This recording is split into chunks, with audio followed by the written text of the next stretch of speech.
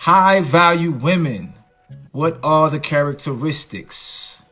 What are the characteristics of a high value woman? How do they vary from person to person? How do they vary from men to women? Do men see value in women in certain ways and women see value in themselves in another? That's today's topic on the Mars Mindset. So let's get somebody in here so we could have a conversation. Dr. Hawk, Hey, looks like you're in class. I am. I got a parent event tonight, but this is a good one. Oh, well, how much time do you have? Not much. I think I just seen some parents pulling up now, but they'll be gone at like if you're still on at like 6:45, 7, I'm gonna come back on. Okay. I try to stretch it out. Normally I try to make it to at least 7:30, but we'll All see. right. Okay. But I'm listening.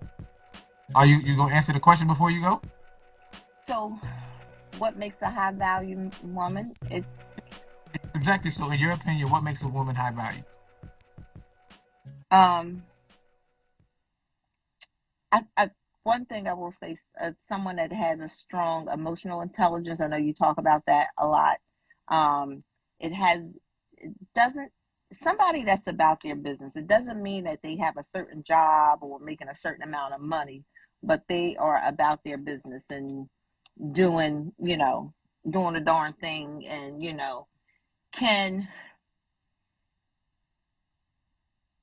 can appreciate a good man as well, someone that's not gonna emasculate a man, but still can stand on their own 2 feet when it comes to I can do this on my own if I'm with or without someone. So, Okay, so I got you. So she's an effective communicator. She's emotionally intelligent. hmm She make it on her own if need be, but knows how to play the role of, I don't know, loyal that being that, yeah, to a, right? hmm Okay. being that Eve to the Adam, so to say, being that helpmate for a man.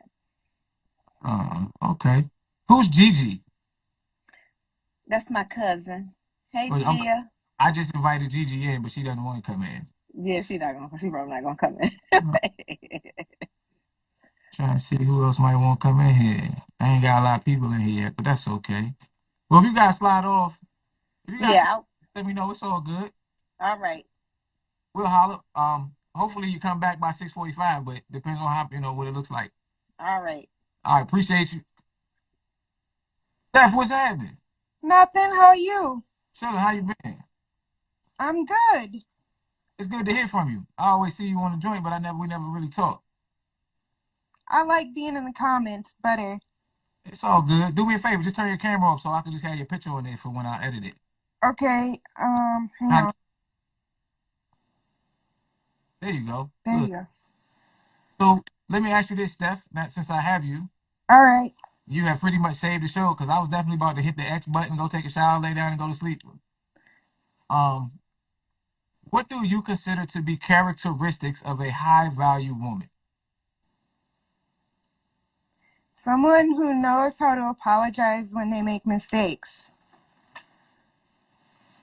Okay, so that's self awareness. Mm-hmm. So, are there any other aspects of self awareness or characteristics that you feel apply to a woman of higher value? Well, I feel like the person should know who they are enough to realize that they're not perfect. Also, to be able to give grace to other people. Okay, so she's also graceful. Okay, I like that. So, I got one more question for you then, Steph. Mm-hmm. What do you think a man considers to be characteristics of a high value woman? Do you think a man thinks the same thing you think, or do you think men think a little differently? No, I think men think different. Uh, in what way? Like, okay, so I think sometimes men, when they first meet you, it is all about like the physicality, right? And then later the other stuff becomes important. Whereas, like, sometimes for women, it's the opposite. So you're saying you think that men, so I'm trying to quantify what you're saying. You're saying that men initially are caught up on the physical appearance. Yeah. And you're saying that women more so are actually caught up on the qualities of the person. Yes. Not always now. This isn't like an across the board blanket statement. I'm just saying it seems that way to me when I'm like out and about in the world, which is very limited right now because I live in Wisconsin and it's getting cold. So But you can't see anybody's body in Wisconsin in December because it's probably no. We are all underneath sweaters and coats and hats and gloves and covering faces and all that. So yeah. okay. Well, in my opinion, both genders have their initial shallowness about them, about what it is that they like. I think, men are more visual, so I think the physical aspects matter more. Mhm.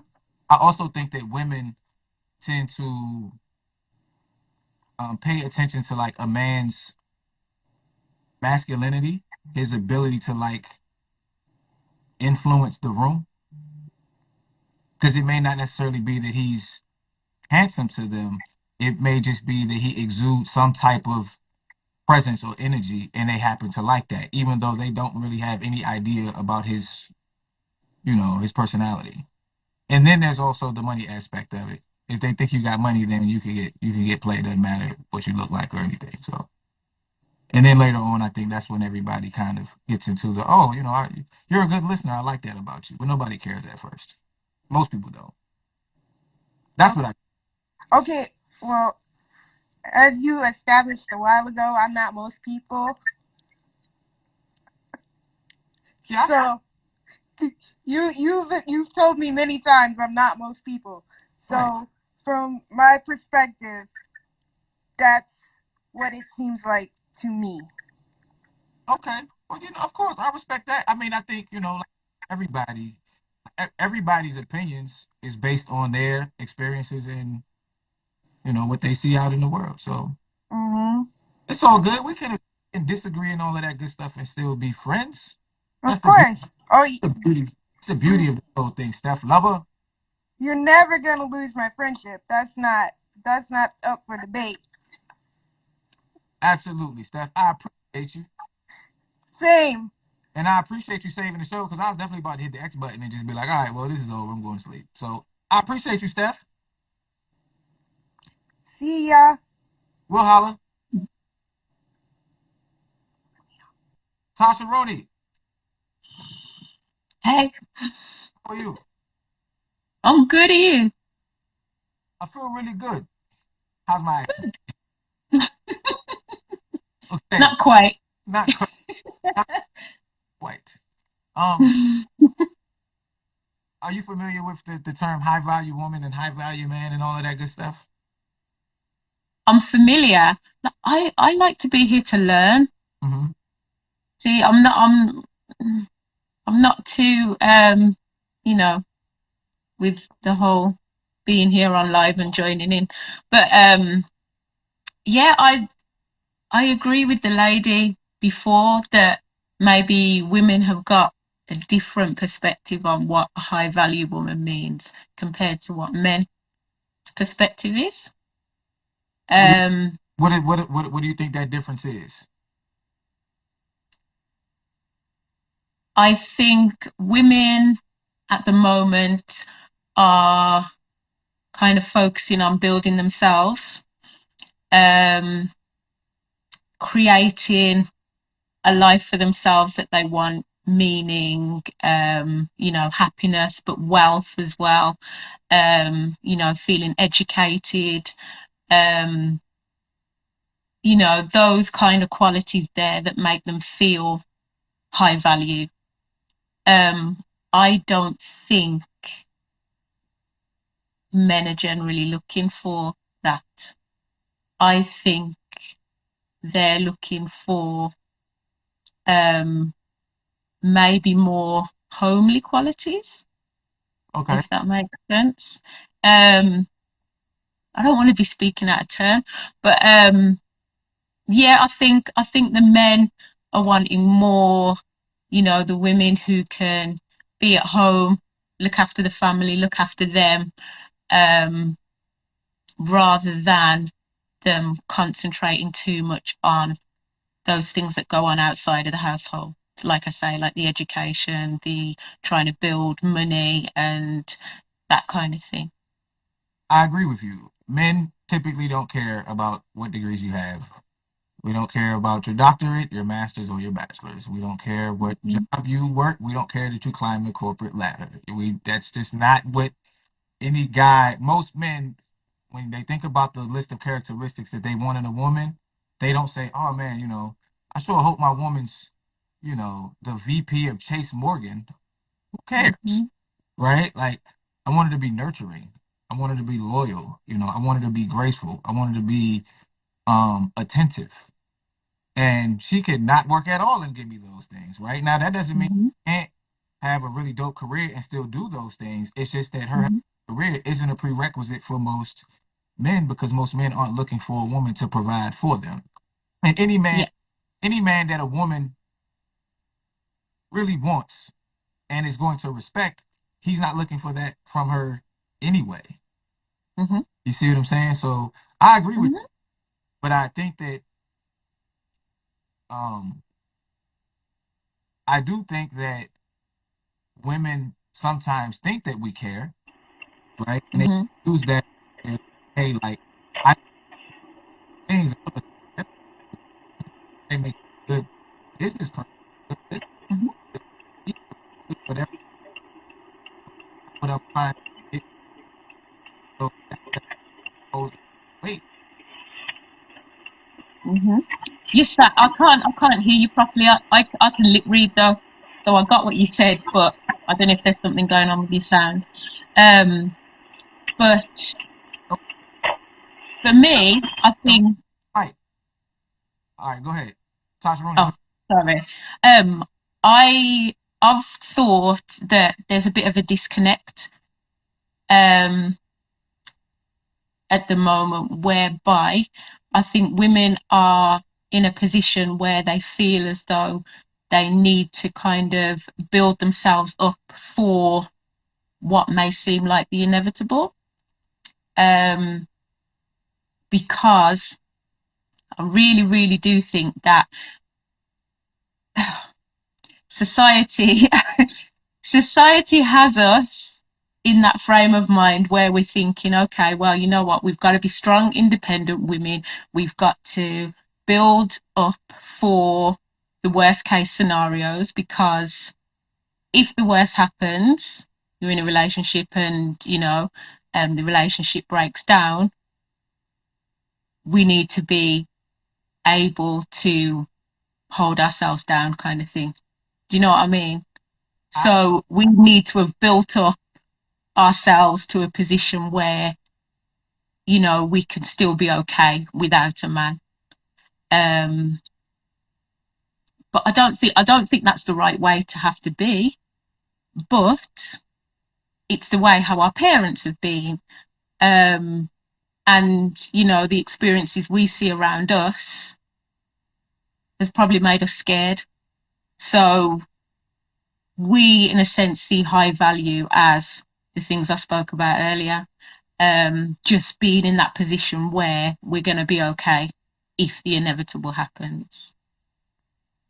Whereas the men, I don't think they're obviously not thinking like that. They're not thinking about what position we need to be in if the relationship breaks down.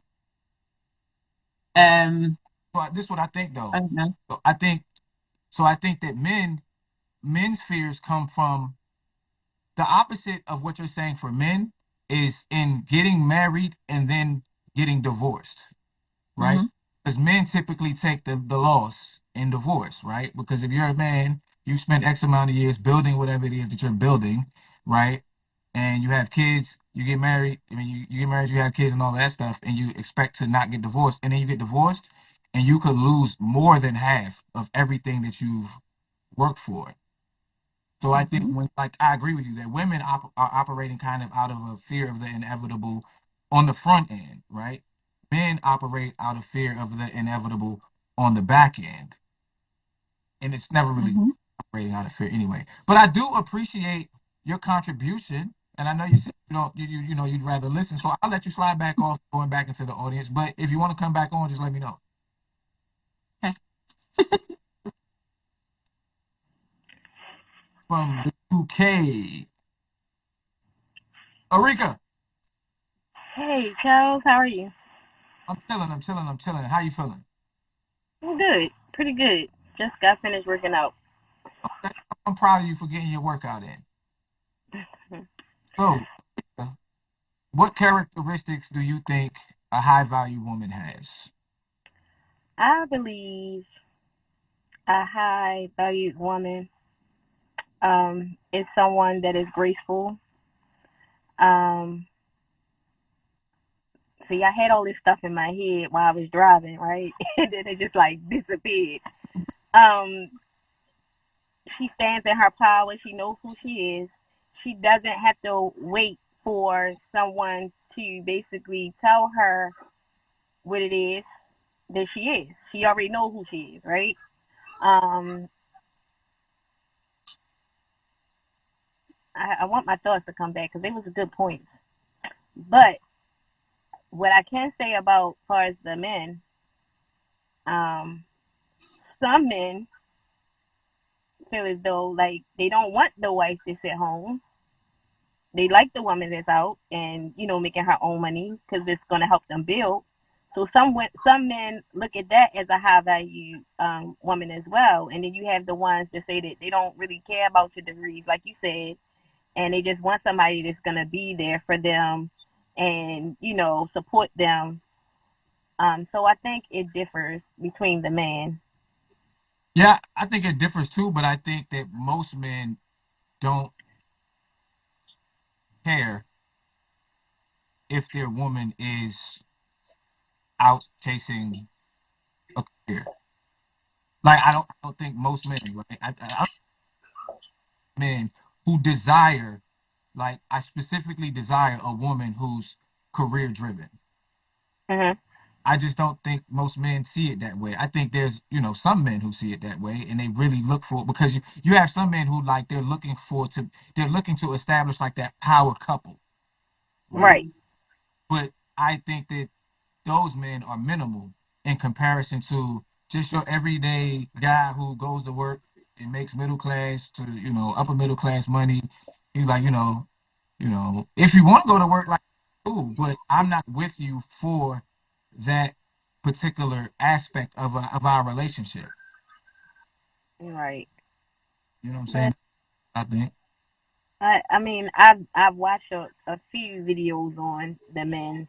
They be having groups sometimes. They talk about how they're not worried about the woman being home making them dinner, and then you have the ones that want someone that's gonna be home, that's gonna take care of the family, and they basically can like hold it down at home, and then you got the ones again, like I said, they want them to be able to hold it down out here, making this money. So I think it all different, but um, I wish I had my thoughts. I'm gonna have to mute my mic and let this young lady talk because this gonna come back to me. It's all good. Well, go ahead and do what you need to do. I'll talk to Nikki while you figure it out. Hi, Rika. Hi, Hi, Shells. Hey, Nikki, what's happening? she doing Done and here. working. Chasing Nikki, the bag. How y'all doing? hey, Nikki, I got a question for you. Hmm. How did we become like social media friends? You said what? How did we become social media in the I want to say it was because of school, probably either schools, like schools and people that we have in common. I think that's how that happened. Oh, I just asked because Lil asked me today. She was like, "Do you know Nikki?" And I was like, "Nah." I was like, "I don't like. I ain't never seen Nikki a day in my life." You know what I'm saying? I said, "I just know we was friends on Facebook, and and that she's my friend." So it gotta be the friend. It gotta be people you may know, or you know how to be like, oh, you have such and such in So, common. It gotta be that. mutual friends. Probably through Facebook. Okay. Well, let's get right to it. What Mhm. Nikki, do you think fit your ideology of a high value woman? A high value woman is a woman that is, in my opinion, that is self aware. Um, Someone that is emotionally stable, or at least working towards becoming emotionally stable, because I think all of us are a little flawed. Um, and I would say, yeah, I think someone that is goal oriented, and I know that's vast, but I mean like goal oriented, whether it is from the perspective of dating, career, spirituality, but has like an agenda. She has purpose. She has something she's working towards. I think that's what I feel a high value woman Okay, let's talk is. oriented perspective, right? Mm-hmm. Does a stay-at-home mother fall into that category of being goal oriented if her goal is to just be a really and focus her, you know, her attention on the kids, or is she excluded from that? Can you think of a more important job than raising children and staying at home with your children? No? I think she's top priority. I think she's top shelf. I think she's definitely um, a high value woman because she's responsible for kings and future kings and queens. She's molding people that are going to be at the forefront in our society. So yeah, And that's a lot. wear many hats, more than one hat. She's the hairdresser. She's the cook. She The does the nurse. doctor. Yep. She does a lot. So I feel like, yeah, that's definitely should be. So, okay, so if that's top shelf, right? Because I can agree with that, and I think a lot of men can agree with that. I think men Mm-hmm. care about women's careers, right? Because in our eyes, the possible version of you is the one that can raise and my left Nurture kids, right? and work with me and all of those types of things. So if that's top shelf, right? Why is it that there is this movement of women that feel they need to validate themselves or their value through the corporate or through the job that they have or through the degrees that they have? Where does that come I from? think that comes a lot of that comes from men. Um, I was just talking about this with my client. A lot of the times you have men who equate headship in their house to the fact that they provide financially. So women who have either been thrust into the position of being the head because they're single or single parents, or sometimes you have the wives that work and men that stay at home, they have now equated to their role, they're equating their role to what it is that they bring into the house financially. You have those, I feel, you have those women, and then you also have the women that do it because they had goals and aspirations for their careers prior to having children, prior to having spouses, and don't want to or feel like they shouldn't have to choose between, carrying through with their dreams and ambitions and being somebody's wife or girlfriend or mom. I'm letting that marinate because I'm trying to. I don't think I completely understand what you're saying in terms of those women being that way because of men. Are you saying that because would like to be in the power position, or like men made men made being the breadwinner the power position, and now there are some women who want to be in that power position. You have a lot of men who hold the fact that they provide over the heads of the women that stay at home.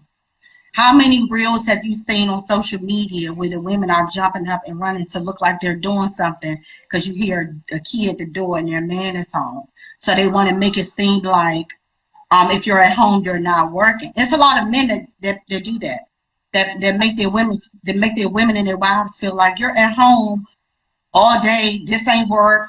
What are you doing? And I mean, I knew someone personally whose spouse asked for an itinerary on things she did daily. when she was at home with his children. So I think that you get in that mind frame. If you put yourself in that frame of mind for the women who feel like I have to do this because you don't see the value in me unless I'm earning that income.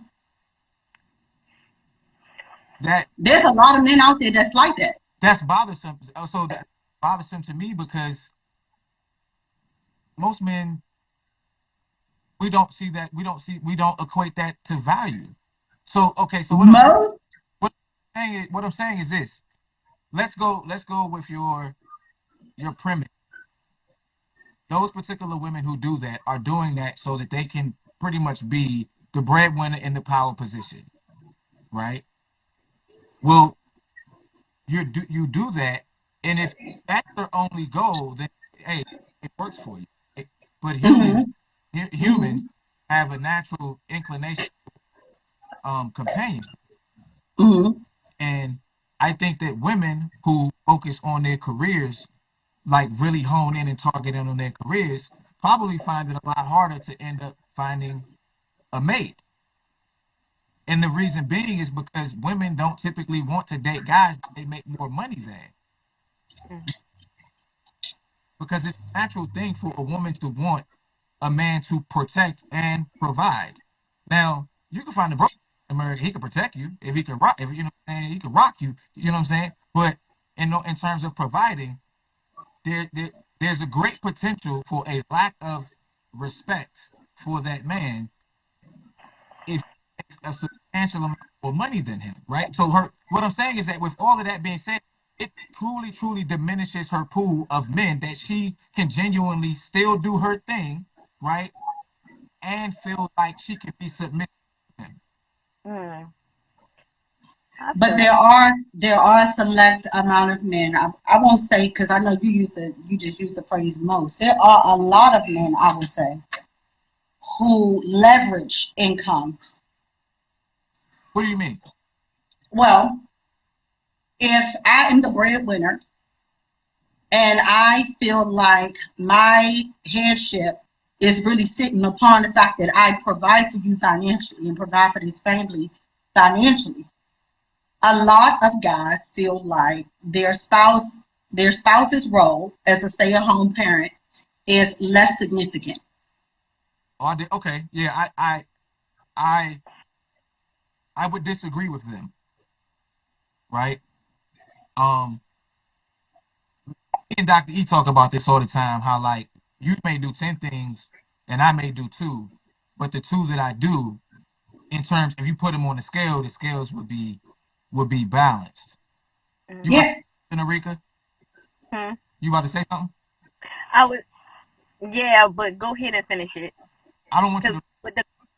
So when you were saying like why, when you had asked the question initially, I feel like a lot of women feel like they have to do that because a lot of them has been put in a position where they had to do it, right? And then when they find someone that is like, okay, you don't have to do that, it's like, no, I'm gonna go ahead and do it anyway because they have built up a lot of masculine energy, right?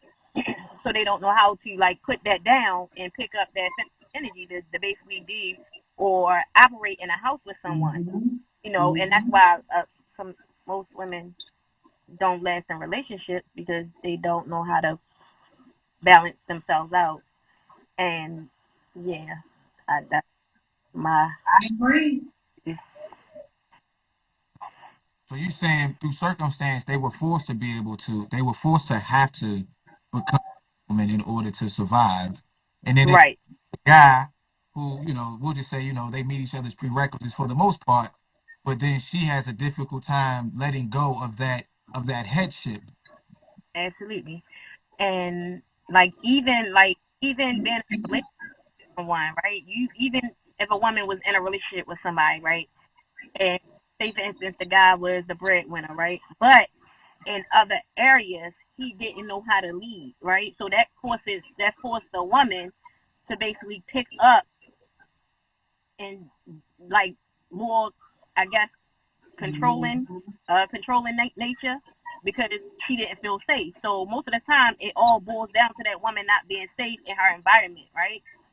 Mm-hmm. and then they go ahead and just try to be everything that they need for themselves, and the man can't do nothing for them. And that's why you got a lot of women around walking around talking about they don't need no man, because they do everything for themselves. And you get somebody again, and then yeah, it ain't gonna work because you don't know how to put that masculine energy down. Balance it out, like you said. They gotta balance. And then there's just not a lot of men. I know that we would want to believe, because I don't think it's a cultural thing. I don't even think it's a racial thing. I think in general, there's just not a lot of men who are saying, oh, let me jump at the chance to be the financial provider for you. You and what you bring to the table is not going to be, I'm not going to measure your value based on what your check stubs say.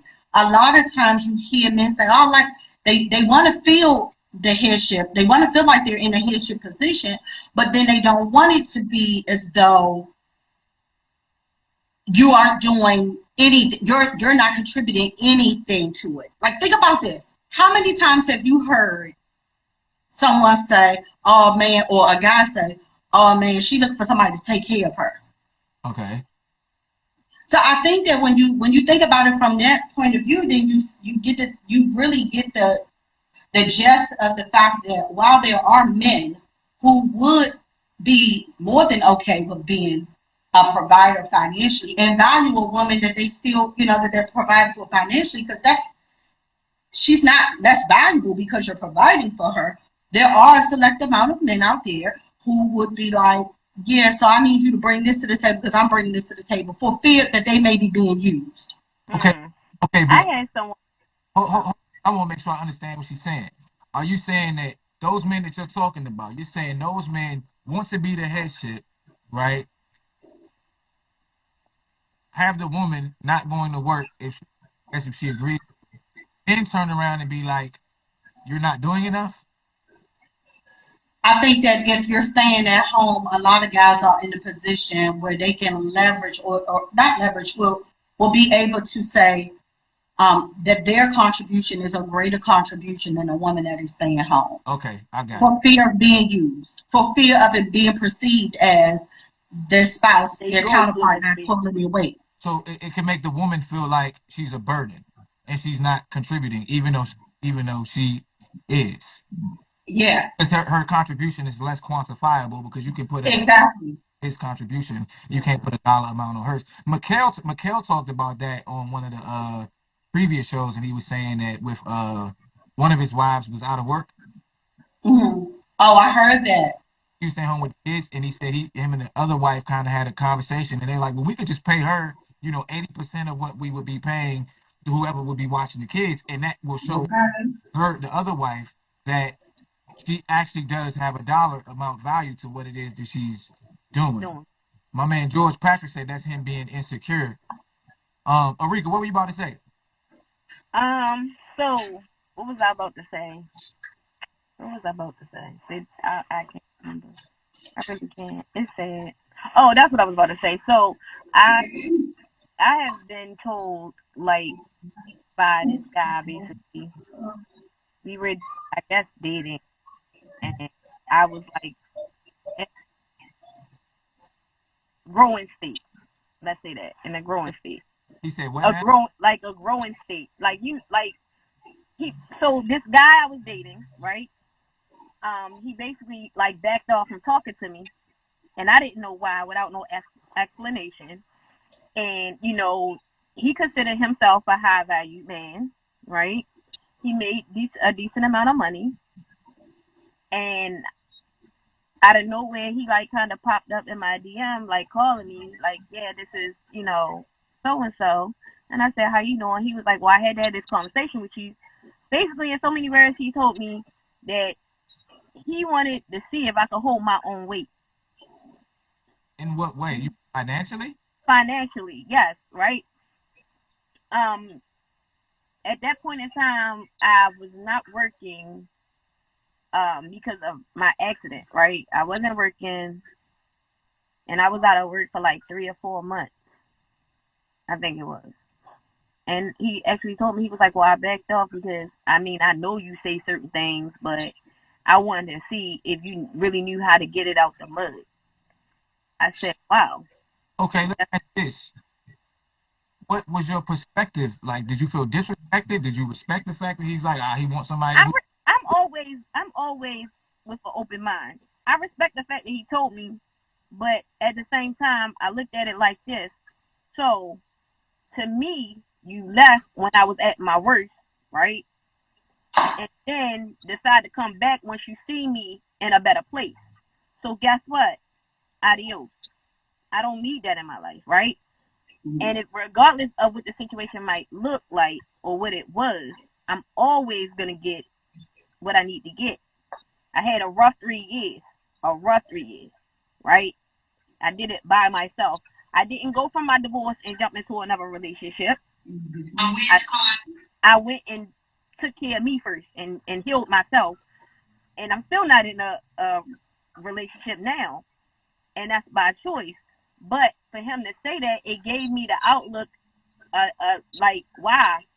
Instead of just, if you was going to leave, you could have just said, okay, look, I need you to work on yourself. At least say that. Don't just disappear and then pop up and tell me, like, yeah, I need to see if you can get out the mud. Listen, first of all, sir. Go in, Aretha. Were you watching today when my man came on and he was talking about the girls who only want to get like the dinner or get the meal?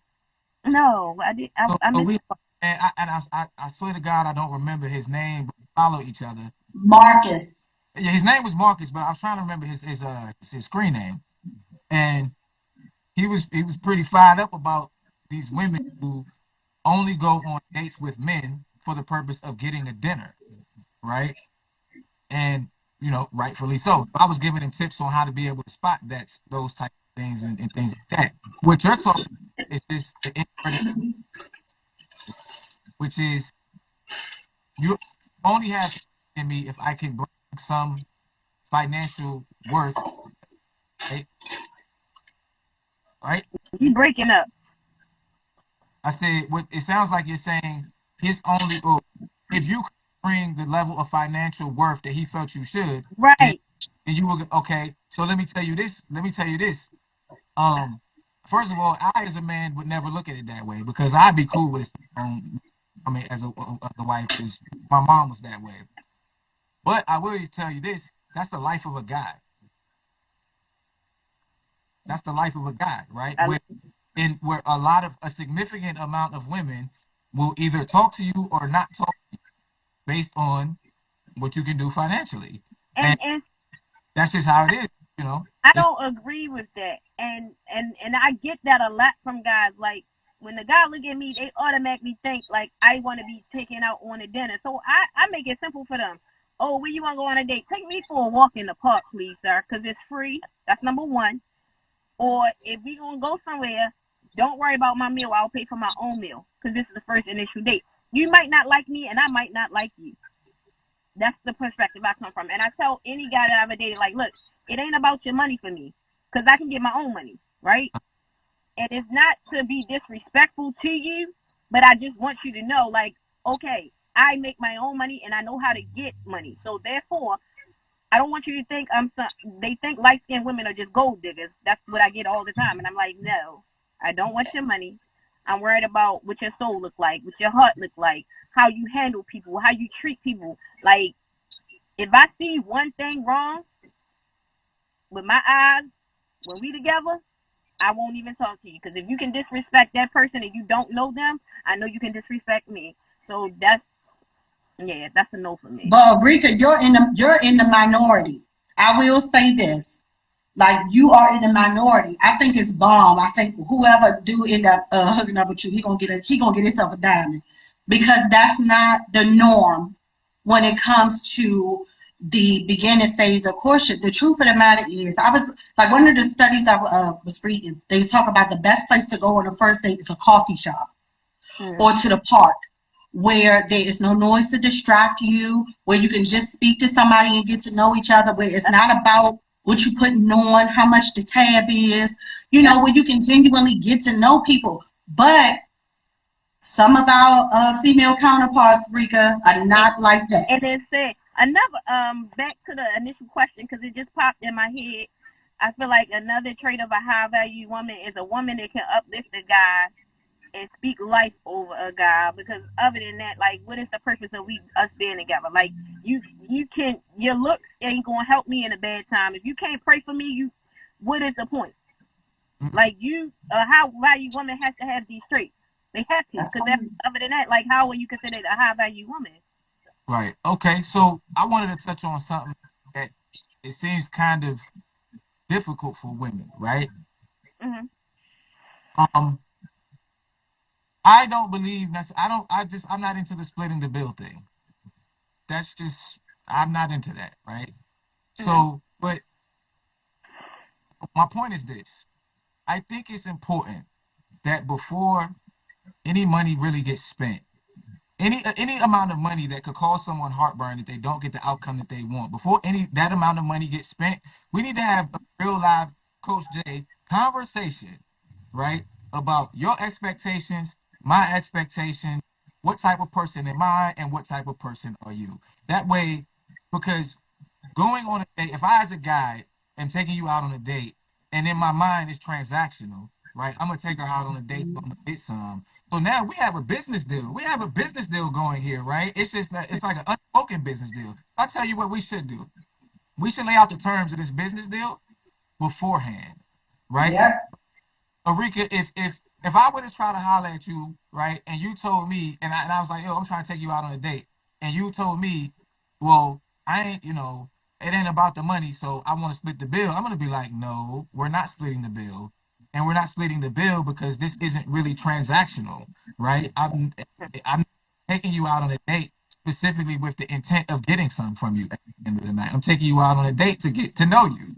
So Right. there will be no splitting of the bill here. Now, after we've been together, if we're in a relationship and you say, hey, you want to go out to eat and you want to split it, cool. But I probably paid for 50 dates, right? Before I even really am like, okay, well, you can go ahead and pay. Now, I'm not going to sit here at the table and argue with you and fight with you in public over it, right? Right.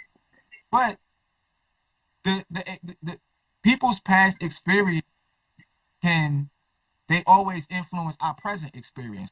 So it's very Mm. important that we have conversations and understand why this person has the views that they have because I'm not him. Mhm. See what I'm saying? And I think that's a lot where from both sides where men and women scare off potential suitors because they're looking at this person that's in front of them through the lens of the person that's behind Mm. them. And that, right? Yeah, that is a problem. So that's just something that crossed my mind when you said like I'm not interested in your money. Like okay, yeah, I appreciate that, and that's good.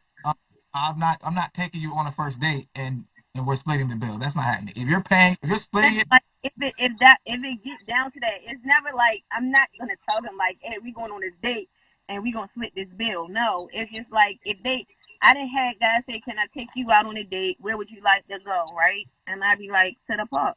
They say, why the park? I say because I like nature. That's number one. Number two is the scenery.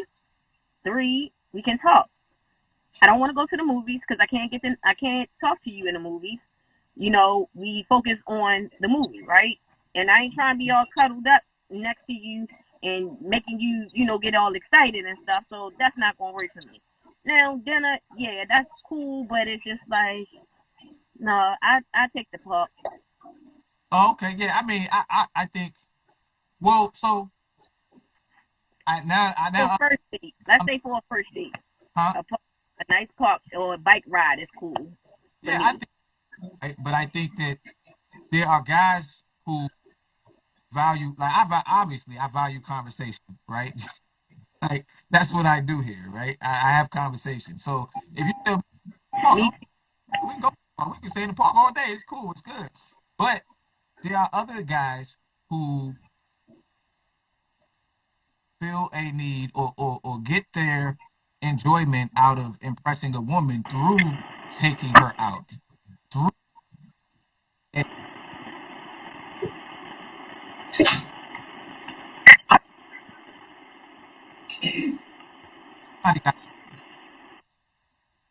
all right, cool, cool, cool.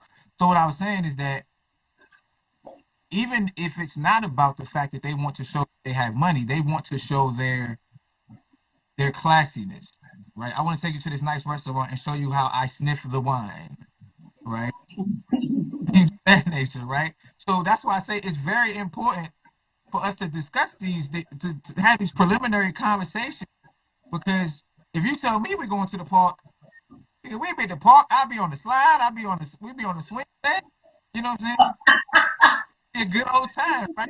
But some other like the park, like I don't even got no. I mean, like, child. Like, I mean, like a hike, a nice hike. Like, I'm very, like, adventurous when it comes to, like, outdoor stuff, right? So that's why I say the park. Like, I don't mind getting dirty. I don't like for guys to think I'm just, like, this prissy type, conceited type female, because I'm not. I can be that, but I'm not that. I know how to dress, according to the occasion. I know how to have fun according to the occasion. Like, I just want to be. That's my most relaxing, space is outdoors. Like, I feel like I just don't. I don't got to get all dressed up. I don't got to put on the makeup, the heels. Just give me some sneakers, some sweatpants, and let's rock. That's just how I like. I feel comfortable like that. And Nikki, what you about to say? Are you doing somebody's hair, Nikki? Yeah, she does I like told you I was chasing the bag, sir. that's what you said. Hey, look, at first I thought you was over there knitting, and then I was like, Nikki over there. She did. Oh, I'm on live like this. No, but I was gonna say I hear everything she said, and my client and her daughter are both here, and they like, see, Rico on this, like, yep. I think that when it comes to first dates, Chills, I think, see, you gotta realize that you and King John and Mr. Tom, y'all are not the majority when it comes to things like this. Okay, but okay, I respect that. I'm not giving you any pushback on that, right? I'm speaking from a strategic standpoint, right? From what we know, Mr. John is a good man, right? Mr. Tom is a good man, and I'm a good man.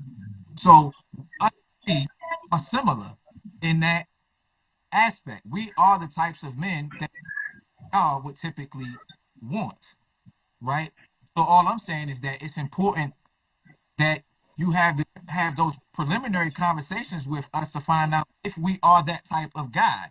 So if he asks you out on a date, and you were to say, well, what kind? Let's say let's use Arika for example. Some guy asks Arika out, I want to take you out on a date, and she says, okay, that's cool, but I want to go to the park, right? To see Mm-hmm. what is that? Let me find out where your head is at, right? And if he's like, oh, cool, okay, well, he just checked the box because I know Chelsea be at the Chelsea just said he'd be on the swing, and I know Chelsea good people, right? I would the most show you how I sniff the wine and all of that good stuff. He may still be a good guy, right? But now you know that he is the type of person who likes to show women his money, right? And there is the potential for people with money to use that money to divert your attention from their character. Yep. I ain't Very Right, true. right. and I ain't hiding that I've been broke as hell either. You know, Okay. when I was broke, and I tell you, look, I ain't got no money. So if you gonna hang out with me, we going to the park. That's why I like the park. And you will just push her on the swing. Look, that's me meeting you halfway. I'll push you on the swing. Yeah. But now I got a little bit more money, and if I take anybody out to an expensive restaurant, it's gonna be my wife. Right. With when I ain't had no money anyway. So I just say all of that to say it's important. I actually think that's a really cool test. You know what? Oh, you want to take me out? You know what I want to do? I just want to go to the park. Right? That's what I think. I think Now, the park is an amazing first date. now this one just popped in my head, right? So you know how, like, I like picnics in the park and stuff like that, right? You know how they be having all these nice little fancy, like, setup now with the little globe, the little balls you go in. Oh, yeah. So if I told a guy, like, yeah, I want to go to the park now, they could have took that opportunity to do something like that, and it still would have showed that they had money, or they how they sniffed the wine. They could have had sniffed the wine, whatever she said. They would have all of that there. like Yep. wine, all that. But anyway, Oh, okay. Okay. Well, like Julie got a lot to say in the comments, so I'm gonna bring Julie I Bean. see. yes, Julie want to smoke today, so let's get you Julie. want to come on. Jesse not saying. Oh, I just said Jesse, and Jesse said something in the comments. So Lil said, my wife said that would mean our first date was. Hi guys. Hi. Hold on, Hi, Jill. hold on. Let me read this because I want to read because I just mentioned Jesse and then she popped into the chat. Lil said our first date was a drive. Jesse said that would mean I trust you with my life driving me. So I'm a perfect. They pay me to drive. They pay me to drive cars, but not back then. But I've always loved driving. But that's my They thing. To take me. me to drive now. And then Tasha Rooney, who I'm gonna read this because Tasha Rooney came on the show early on when it was sputtering. She said, "But if he's asking, shouldn't he be allowed to lead on a date in terms of where it's going to take place? Then you're allowing him to show who he is and what he's about." I think that's a very valid point. But I also think that because men are typically in positions of power, um, you can establish. So to me, there's three ways you can establish power, and I'll talk about that, right? You could establish it through force, which is like kidnapping. You can establish it through deception, meaning I can trick you into giving me the power, right? Or I could just be competent enough for you to trust me to be the one who should be in the leadership position, right? Now, if I'm comfortable with myself as a leader and I'm telling Erika that I want to take her out, and she says to me, well, you know what I want to do? I do want to go out with you, but I want to go to the park. I don't lose any of my manhood or any of my ability to lead by ceding to her the date that she wants to experience with me, right? I still get what I want, which is to spend time with her, right? And if we are a connection and it's my desire to actually spend some money on a meal for her, that can happen next time. You know why? Because I'm him. I'm always going to be in a power position when it comes to this particular dating thing because I'm a value. So I have no problem allowing her to get to know me in a setting that is beneficial or comfortable to her and taking a quote unquote backseat to what it is she wants. Because this is, for me, if I'm genuinely interested in her, it's not about me showing her how grand of a date I could take her on. It's about me showing her how compatible we can be. Meaning, sometimes I'm going to be willing to do things that you want to do that I don't, because that's what happens when you're married. That's what happens in a good relationship. So that's kind of how I see it. Julie Bean, What's up? how you feeling? Your thumb's on fire, so I know you got something for me. What you got, Julie? So I just think like some dudes, they just try to impress. I mean, I don't know why, but they try to go out of their way or impress like on a first date, even without us asking or asking to be wine and dine or anything, and then they can't keep that up You know why that is? to try to impress, I guess. I'm gonna tell you, July. Just give me 1 second. It's similar to what Nikki and Arika were saying about the previous guys that women have been with, right? Dudes try to impress you with their money because they've dated women who were really only interested in them for their money primarily. So if the last 10 women that I went out with were only really interested in me for my money, and I'm doing the same thing everybody else is doing, which is um communicating with the person in the present through the lens of the past, it's my reasonable assumption that you want me to spend money on you. That's why I say we should be having preliminary conversations before we even get to money. Because like when I think about money, y'all know I talk about this all the time. I'm a cop, yo. I put my life on the line to get my money, so I'm very, very, very, very serious about my money. Oh, Rika, I got you in a second. I'm gonna bring you back in. I'm very serious about my money because I put my life on the line for my money, right? Right. And it's not that I don't have a problem spending it on you, but it just benefits me to know if you'd rather be at the park, we can do the park too, because I'm not hollering at you for money purposes. I don't have to show you my money. I don't really care if you know about my money or not. My money really Right. ain't no business. For real. Right, exactly. Yeah. And then the other thing that I was gonna ask is like these dudes that, and I get what you're saying because they're looking at the present based on their experience in the past. But do they think that like we can't function, or that like I wonder how people think single women live their lives. Do they not understand that we have careers and that we have goals and that we have like purpose? Yeah, we know that we know, right? Men know that women have career desires and aspirations and all of those things, right? The difference is we don't want you for that. You So don't want to what? You don't want to what? we don't want you for any of that. That's not the turn on for most of us. Okay, but then what's the whole situation about the money thing is what I don't understand. What do you mean? I don't. What I'm saying is most men don't really care about the amount of money that a woman makes or what career she chooses. Like, Okay. okay, let me give you an example, right? Let's say that my wife was the marketing director for Amazon, right? When me and my boys are sitting around talking, none of them give a good goddamn about my wife being the marketing director of Amazon. They don't Right. they don't care, and I don't care, right? It does nothing. That's just her job, right? Right. But I think that a woman's status in society is more tied to what her man does than vice versa, right? So you got a group of women sitting around. If my wife does what she does, and I was the marketing director for Amazon, right? And my wife is in a group of women, and they're all discussing what their husbands do, and she says, "Oh, well, my husband is the marketing director for Amazon, the DC region, the Mid Atlantic region." There's a good chance enough of those women are going to be like, "Girl, for real, you got him, you got through the marketing. Do he know Jeff Bezos? I'm trying to get on the yacht. If my wife's the marketing director of Amazon, I ain't trying to get on Jeff Bezos' yacht. I don't give a fuck about." Okay.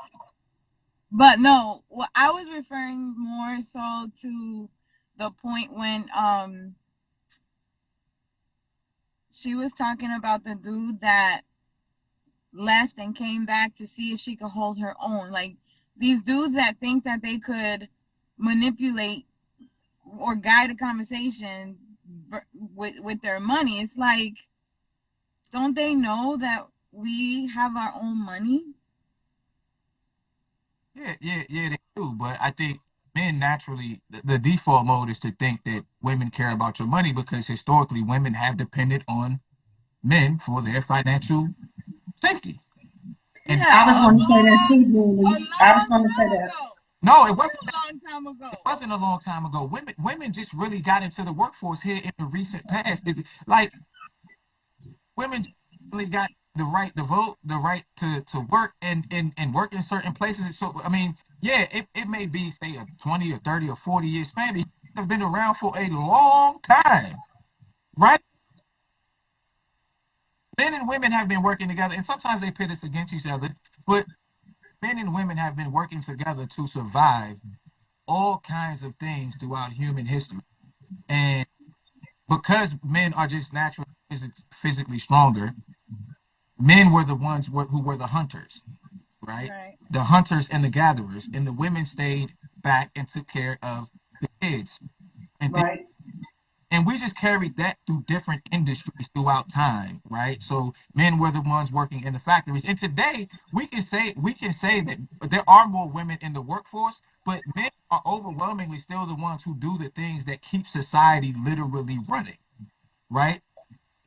Um, 80% of engineers are men, right? 90 some percent of trash collectors are men.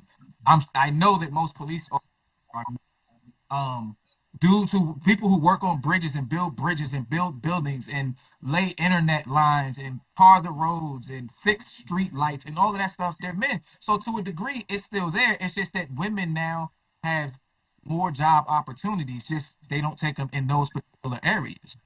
But men just most men aren't really going to care about what it is that a woman does. Nikki, what you about to say? You was about to say something. Oh, I was thinking too when Julie asked that question. I was like, You know who does that, Julie? The men that are like that, those are the guys who know that they have no substance past that paycheck. Those are the guys that feel like, well, of course I'm going to showboat and flash my money, because past that, really, what would you be interested in me for? They know that they not really bringing what is truly valuable, what we would truly deem as valuable to the table. Not all of them. I'm just saying the ones that feel like they can flex the money, and they're exposing you to something that you can't earn or aren't earning already. And that was the point that I was trying to make. Like, if a man approaches me, wouldn't he want to take a minute to understand, like, okay, she drives her own car, you know, she got her own stuff going. Like, what part of me is showing you that I want you for your money? Like, that's the part I don't understand. Because you can't assume that we're all the same. And just because women just started working on their own and making real money on their own, maybe 30, 40 years, you're not going to tell me that your state of mind is from back 1982 either. Yeah, plenty of people are stuck in 1982. You could look at politics, right? You could look at the education system hasn't changed in who knows how long, right? The way in which our money is created hasn't changed in for, or the way we even look at money hasn't changed, and we have whole new currencies, right? Like you could get Bitcoin and all other kinds of things. The world is changing, but humans are always behind the curve, right, on technology and the way in which things work. And the reason is because, perfect example, I was talking to my sister about this the other day. My father was born in 1956, right? That's pre-civil rights. So my father was not born with the same rights that I was. So I was raised by a father who had the mindset of I was raised by a father who has the mindset of a father, my grandfather, his dad, who had who didn't have the same rights. So I'm not that far removed from that 50s and 60s mindset. Like I told you, my mom stayed at home. My mom was a stay-at-home mom. So it's not going to be far-fetched for me to say, I don't really mind if my wife stay home. I actually could be the guy who says my wife should stay at home because that's what my mama did. Right? I have an open mind about it. And just because things are shifting in the present, everyone doesn't shift all at the same time, right? Because of what we were taught. We were taught by a different generation. The baby boomers and us are different, right? And to that, you can have your own car, right? But I, as a man, being able to provide for you, I don't care if you have your own car, because if you didn't have your own car, I would get you one. And that's what makes me feel good, being a provider. So just because you can provide for yourself, I'm not turned on. I may want to know about it, but it doesn't affect me in any way, shape, or fashion. What affects me is you being feminine enough to allow me to provide for you. Right. And that's you, right? Because we agreed that you're a unicorn. Not the unicorn. Okay, I get that. But some of these dudes, when they step up, I'm just like, I don't know why you think that is something that is going to attract me more to you. Like, no, sir, I am going home to my own house that I bought and paid for. Like, I don't get it. But guess what, Shells? I'm going to go get my bag right now because I'm a hard-working woman. So I got to go. All right, we'll holler. Bye. Let's see. Uh-oh. Let's get, I think Arika was trying to get back in here. I apologize, y'all. I know Arika was in the waiting room. So Julie Bean has this thing,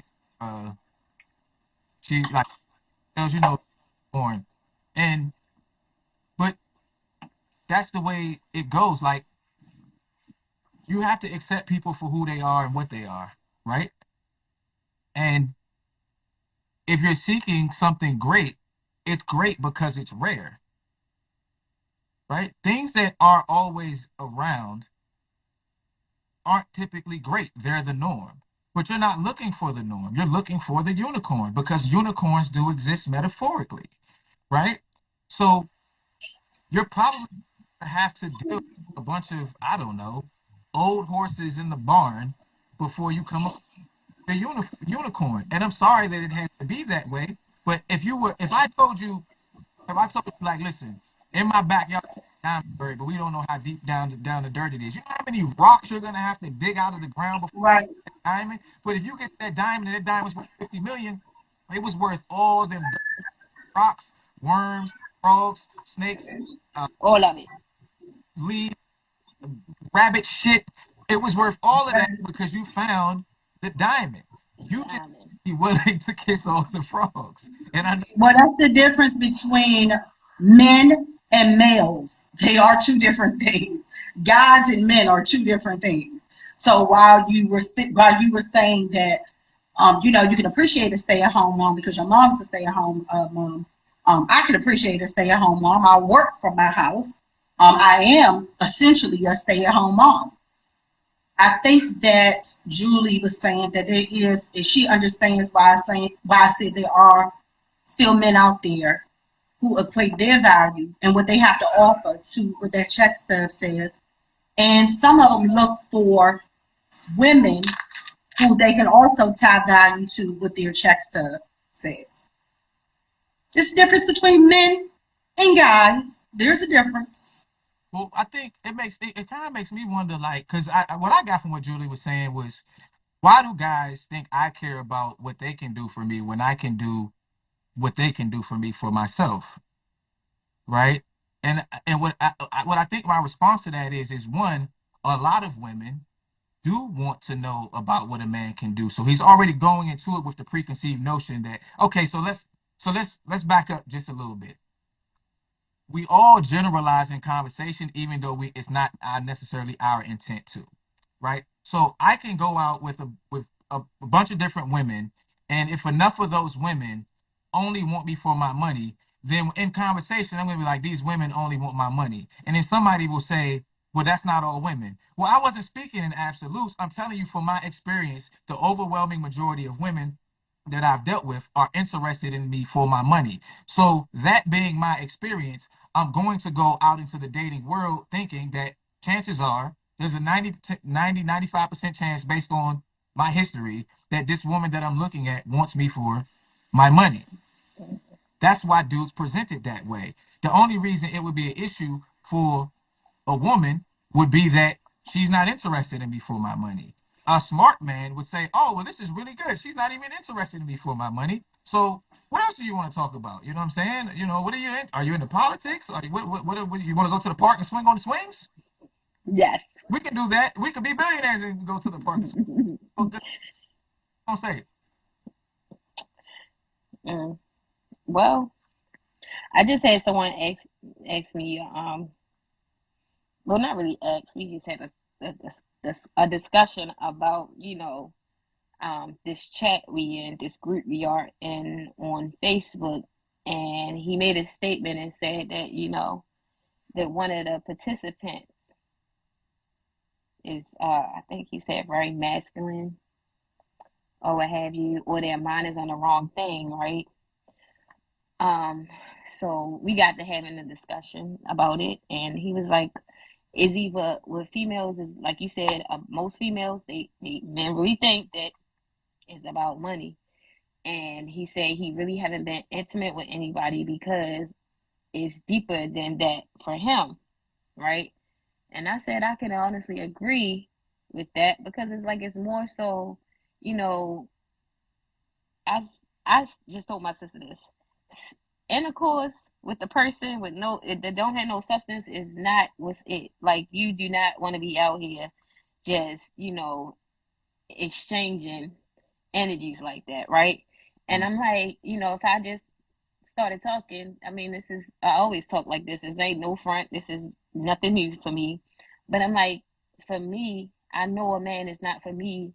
If I like, remember I was telling you about that church thing, and I don't get no response. I ain't saying you gotta go to church with me, but it's just more so your reaction to what I'm saying. It's just like, oh, all right, have fun. Like, have fun, okay.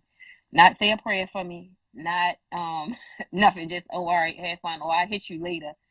I said, well, for me, I'm gonna need somebody with a little bit of substance, with a lot of substance, not a little bit. I need someone that's gonna, like, again, pray for me, because when them tough times hit in a relationship, I already been married, mind you, so, and we had some tough times, and I was the only prayer warrior. I was the only one trying to stand in the gap, trying to fight for the situation, which let me know that it wasn't it. But again, it's not no real value if you can't, like, share the same um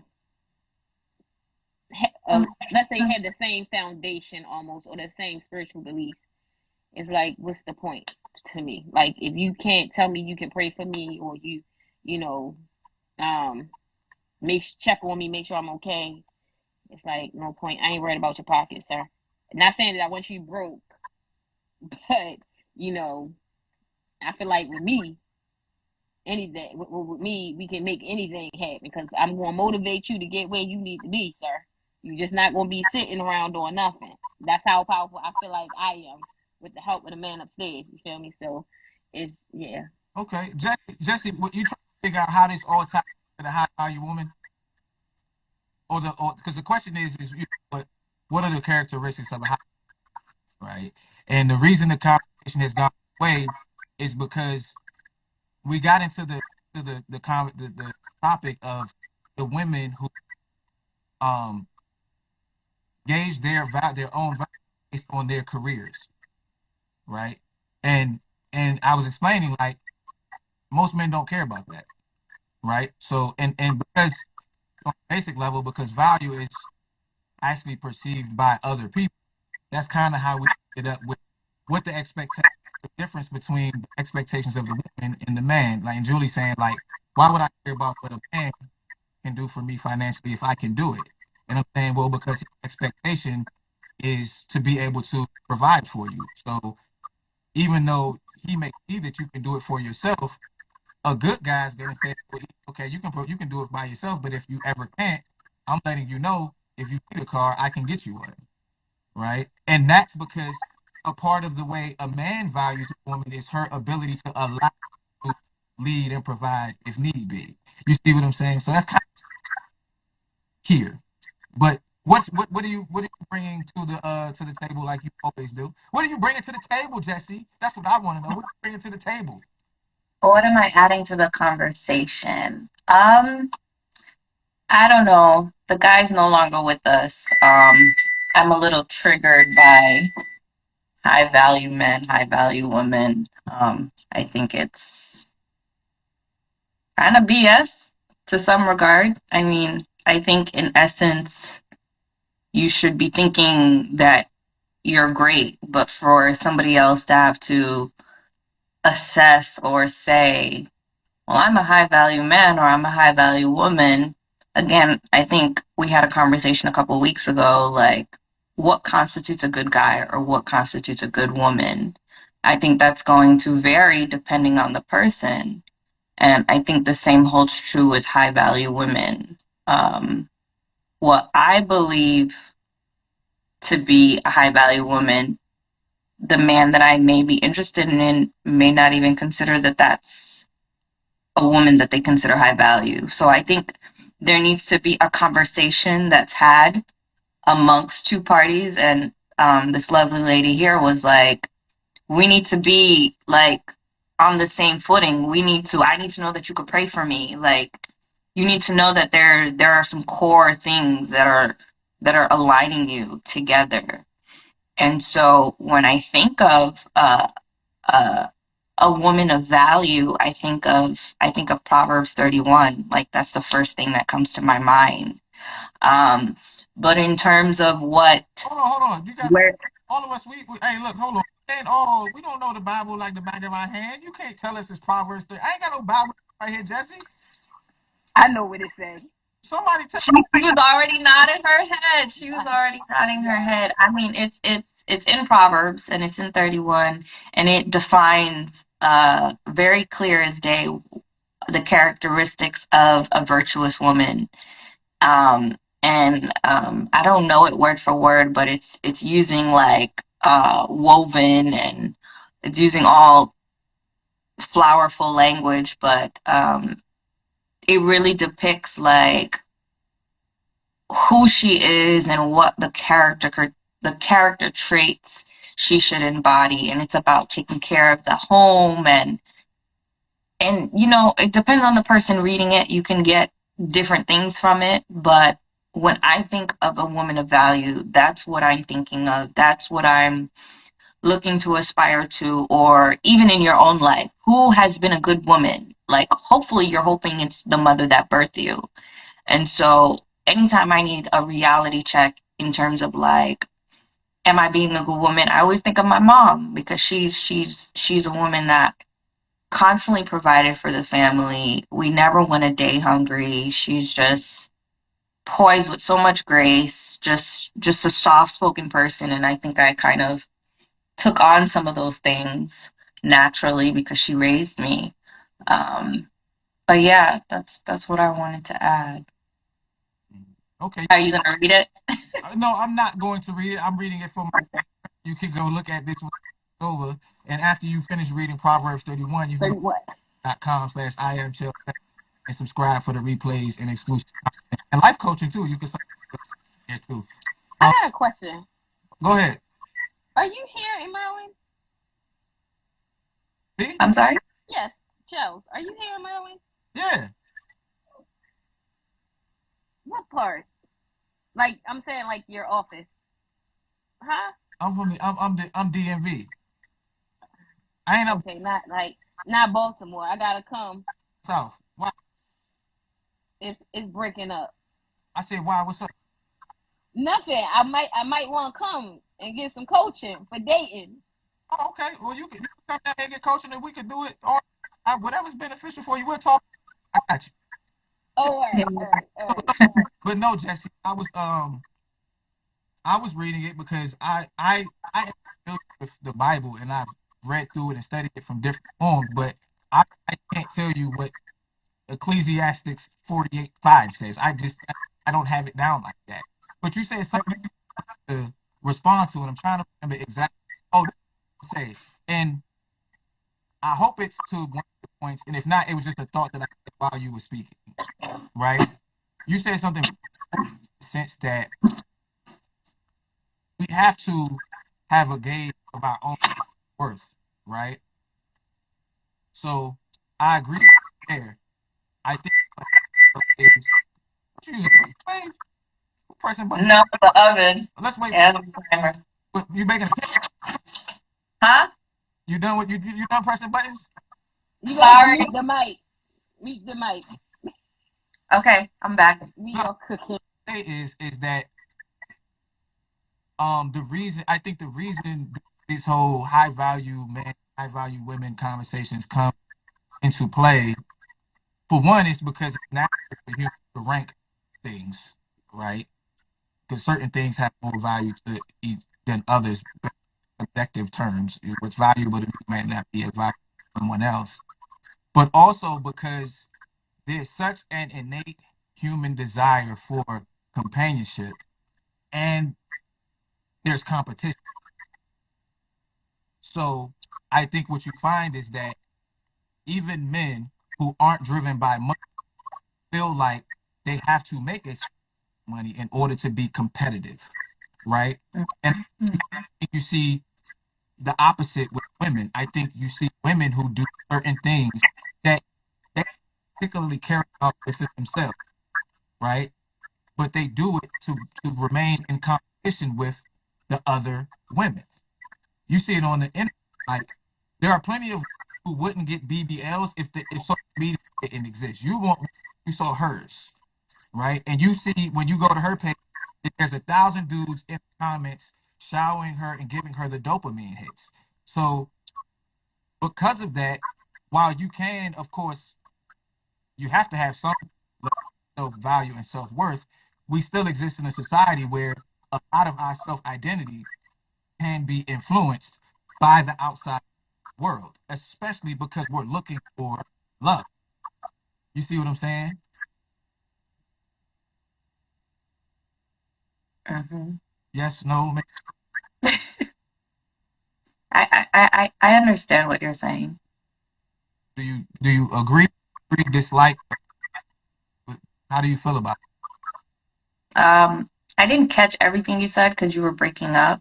Um, but from what I could gather, um, you were saying that there are certain types of people that wouldn't do certain things, but because what's good for the goose maybe is good for the gander. That's kind of what I'm getting from what you shared. Well, I've never known what the goose and gander thing meant, but what I was saying was everybody like everybody mute your mic. Your joint muted. I mute. This is what I'm saying. I agree with your sentiment that we all have to have some level of self-worth and self-value. I think that's just natural, right? And different people have different levels of self-worth and self-value. What I was saying though is that we still all exist in a society where one, we're all seeking some form of companionship. There's a natural human desire for companionship, right? Add to that, there's competition for that particular companionship. So what happens is from the guy's perspective, you have guys who aren't necessarily motivated or driven by the amount of money that they have. But in order to compete for the women that they want, right, they're going to have to compete with men who are driven for money more than they are. So if I'm going to get the woman that I want, right, I have to be able to go out and get a certain amount of money so that I can compete with these guys who are highly driven by money because they are a part of the pool too. On the flip side of that, with women, I'm just giving two examples. You could probably come up with an infinite amount of examples. I think that what the flip side of that with women is this: you have women who who value themselves but aren't as self-conscious about their bodies until they see the attention that the other women get from their bodies. So then they in turn think, okay, I looked at her IG page or her TikTok and she has thousands of guys in there thirsting over her. She's my competition. If I'm going to compete, I got to step my game up. So I think that's where you start getting the BBLs and all of the different things that women will do to change their bodies in order to stay afloat with the other women who do it. And I think that while we all have our own self-worth and self-value, the constructs of society and the competition that's naturally built in makes us and forces us to conduct ourselves in a certain way that may be outside of our own personal desires or characters. That's essentially what I said. You got to unmute. You got to unmute. I said, I hear you, but I really think that that only pertains to like a certain group of people. Like there are certain people that cannot be easily swayed by the wind. And so they could see 100,000 women with BBLs, and that's not gonna move them to get a BBL. Like I think that that's only speaking to a specific type of person that you put something in front of them and they will go for it. So I don't think it works for everyone. I don't think it applies to everyone or every type of woman. Yeah. Yeah, I mean, I'm not loose, but I think it's a on both sides enough for it to change the percentages of the pool, right? Like plenty of men have desire to do certain things, right? Like play video games all day long, right? And if money weren't a factor, they would around all playing video games, right? And if society accepted that, but society does not. The women that these men desire, not the women that these men desire, require him to be able to protect and provide. You can't do that sitting there video game all day. So he accepts the fact that in order to get what he wants, he's going to have to go out and compete with these other men who don't play video games and are about getting right. Now, I'm not saying it's a majority, but it's a substantial amount because most of us go out here and do something that we don't want to do in order to survive. And when you look at it from the companionship relationship standpoint, we're competing with people who probably have a drive for that particular thing than we do. So you have to be able to, within the pool that you're in. I'm not saying that the majority of women don't have it, right? But the majority of women on social media know what it looks like, and they stand in the mirror and kind of be like, damn, I kind of wish my joint was better, because women really critique their in a lot of different, right? Nikki about to say something. What you about to say, Nikki? I was going to say that I think that, I mean, I definitely see where you're coming from, but I also think that that makes up for probably a smaller group of women, because I mean, especially I want to say like within the last 10 years, and somebody can feel differently, but from what I'm noticing within the last 10 years, women are really starting to see the beauty and the value in being unique, even if their bodies don't look like a pinup girl or a Love and Hip Hop Atlanta star. They just starting to embrace their natural hair, embrace their skin, embrace their bodies. So I don't know that that would make, if I were single, if that would make me feel away, or make me gauge my value on, you know, how I look or what I have as competition. I mean, because I think that I would like to give guys a little more credit, out there than, to think that they would be so superficial as to believe that that's what we would think that they would gauge our value on. Okay, so are y'all telling me that women don't look at other women and compare y'all's body to other women and the what I You, the said in the you've seen a shift within the years you've seen a shift on social media, which is the body movement. So now the people the women who are heavier, and I like big girls, so I ain't knocking it. Y'all can come for me because I don't really care. But my point is this: society and social media has made it acceptable to be embracing of your body, but you weren't doing that until they said it was okay. Before that, every Correct. every woman was supposed to look like Cindy Crawford. You're supposed to be skinny, tall, light, and long, right? And that's what a lot of women try to do,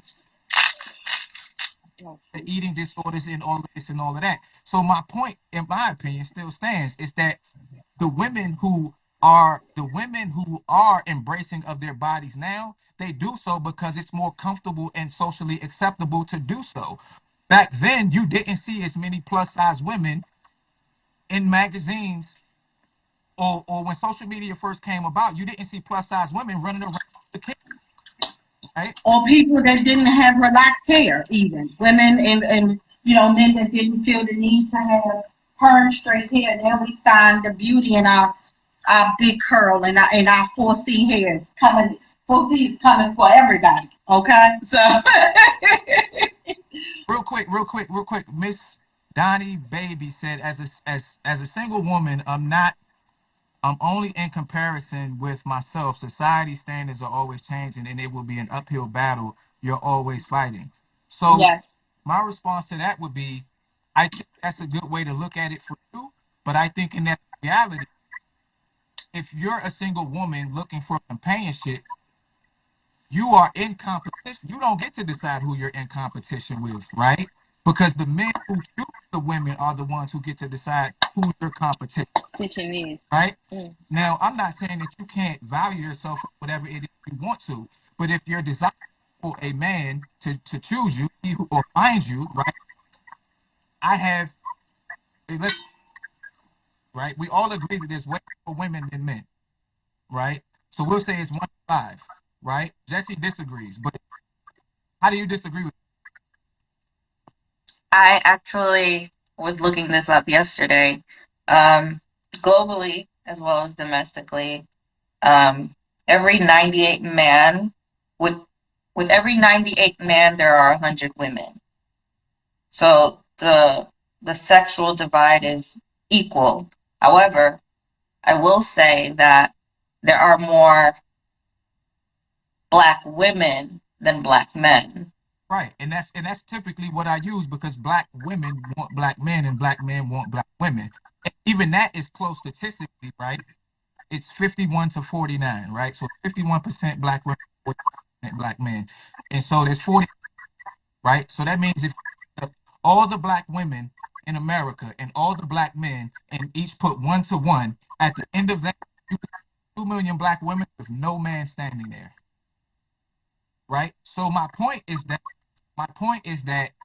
while you can focus on being a better version of yourself than you were yesterday, right?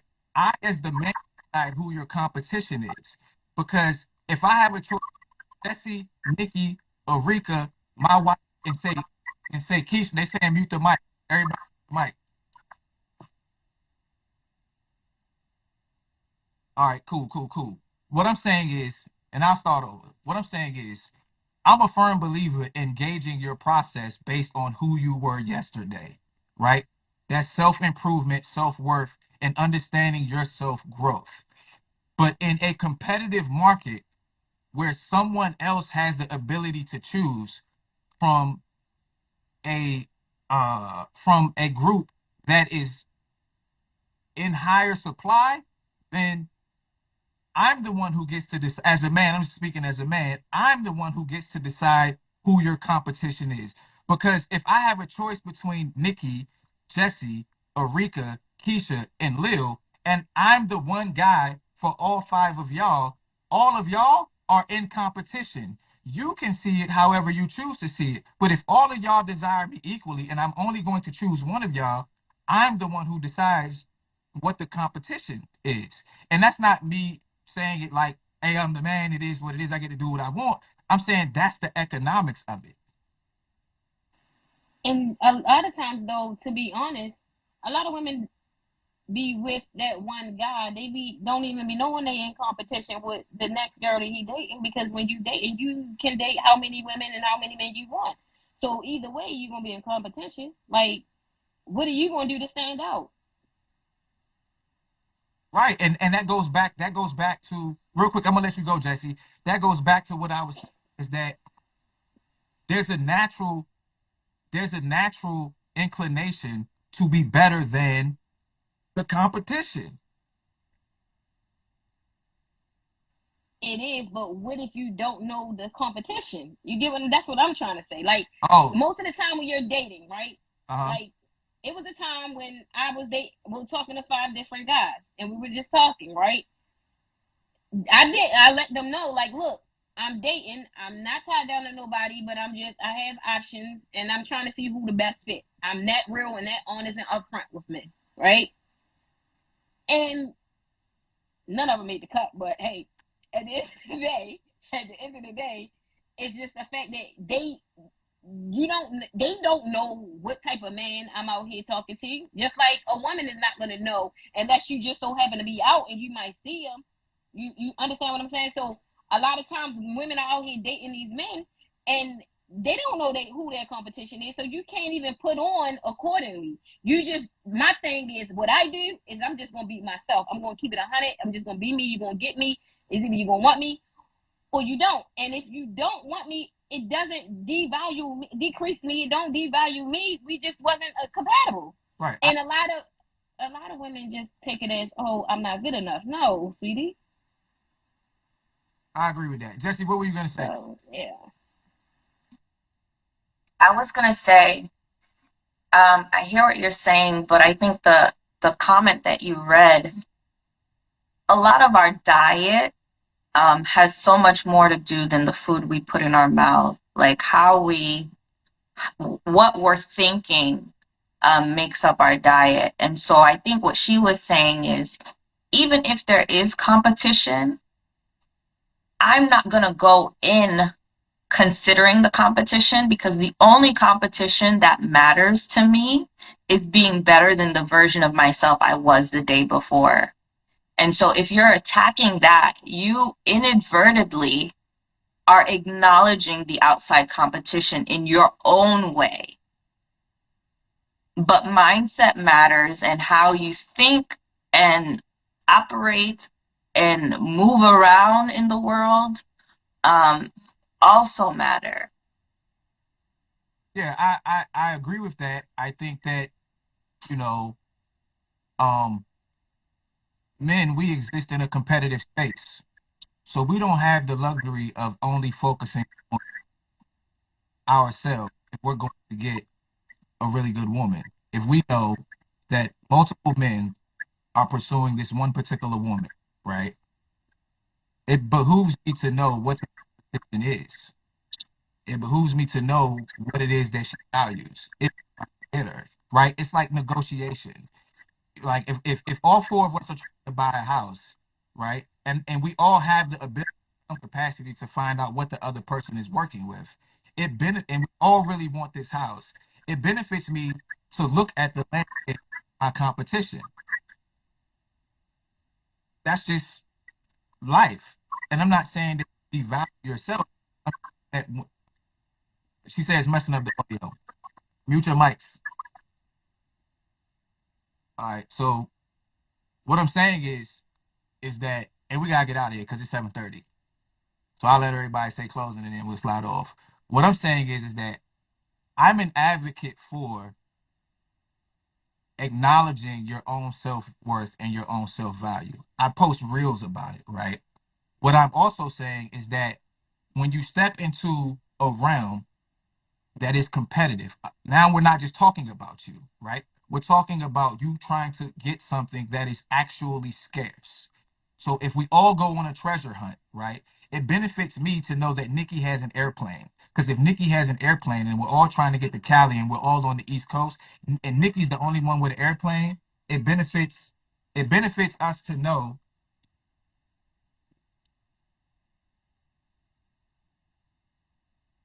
I got it. I got it. Yeah, bro. It benefits us, the rest of us, to know that Nikki's gonna hop on a plane and get to the treasure before us. So what are we gonna do? We're gonna book plane tickets and try to beat her to it. And so what I'm saying is that while you're knowing your self-worth, stop, Libby, just leave her alone, baby.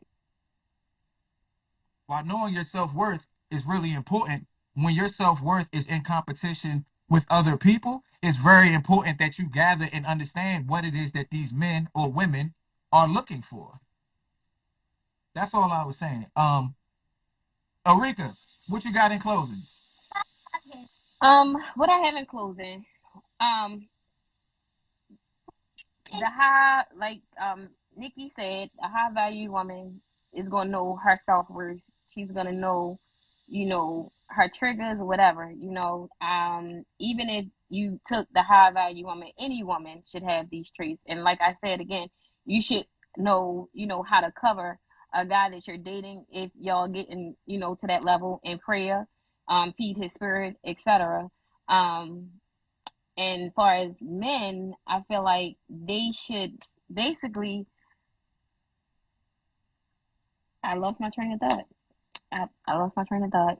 Somebody can take it because look, this is a four o'clock in the morning brain right now. So yeah, I'm gonna mute my mic and somebody else can take over. Jesse, go ahead. Oh, I'm sorry. Yeah, let Jesse go.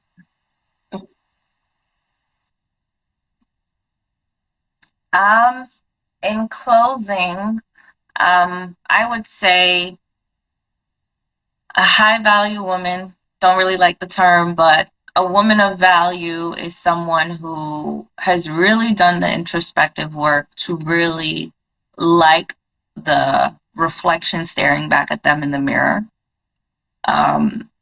The focus, even if you are single and you are in competition with other people, is to focus on really existing in your more. If yesterday you were not as patient, my goal today is to be more patient, to be a better mother, to be a better coworker, to be a better sister, daughter, all of those things. And I really believe in like the energy that you're giving, you will attract that energy in return. So if you are focused and working on you and you believe that you are a quality person, you will be in alignment with somebody that wants to walk alongside you on this earth and do life with you. So that's what I wanted to add and share. Thank you guys for giving me the space to share. Absolutely. Nikki, it's your go. Jessica, you got me with that to live in your more. That was profound. I'm using that. I'm letting you know. I think that a high valued human is someone who is empathetic, compassionate, giving, graceful, and prepared to receive love and give it. Yes. All right. So for me, when I think of a high value woman, I have a long list of qualities that not that a woman with high value has to have all of them, but there's just certain qualities that she has, right? And this is in no particular order, but there's self-awareness, there's emotional intelligence, there's loyalty, there's nurturing, there's grace, there's effective communication, there's submissiveness, knowing when it's time to lead, knowing when it's time to be submissive, being supportive and open and willing to be the actual safe space that a man needs in a world that doesn't necessarily allow him to be or feel safe. That's how I see it as a man. Those are the things that I would look for. Um, the replay of this will be on patreon.com/IamChellsX. Y'all go there and subscribe. IamChellsXstore.com for the merch. And also on the Patreon, you can sign up for the life coaching too. So I appreciate everybody's perspective, opinion, thoughts, and all of that good stuff. It was really good. Finn made a impromptu thing here, so I know y'all love seeing her and all of that good stuff. Appreciate you, Miss Donnie Bell. As soon as I get off here, I'll follow you back. Y'all be good, be safe, be blessed, and you know what to do. Take your power back. Take your power back. Peace. Peace.